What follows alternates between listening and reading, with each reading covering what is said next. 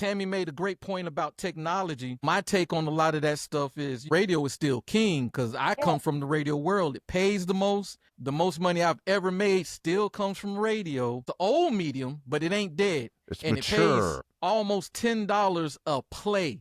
That's one spin versus fractions. Point zero, exactly. You know, so what are your thoughts on the disparity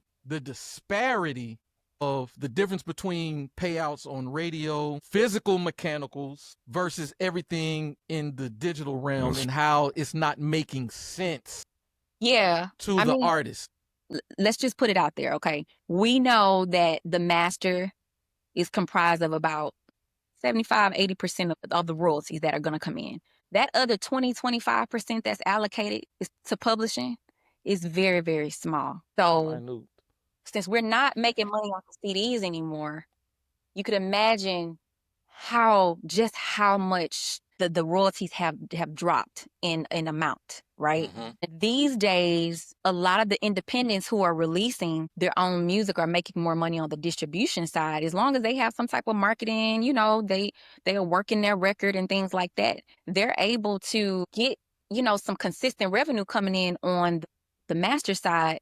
Whereas the publishing tends to be a little bit slower because we're pulling in from all different territories who pay at different times. And the amounts that they pay out because of the pricing is a lot different, you know, compared to what performance royalties pay versus mechanicals and things like that. So on the publishing side, the pot is so much smaller, and it has affected us, and I'm saying legacy writer producers who come from a day in time where we were getting $500,000 advances, you know what I'm saying? Where we would go to a studio and everything is laid out because the studio is fully stocked, and they got several different assistants coming in and out catering to you as a songwriter, and you never had to worry about paying for food. Matter of fact, when you pull up, you got money on the console just for you being here and producing. There was an insurgence of revenue on a consistent basis back then because the money was better and the labels all were flourishing.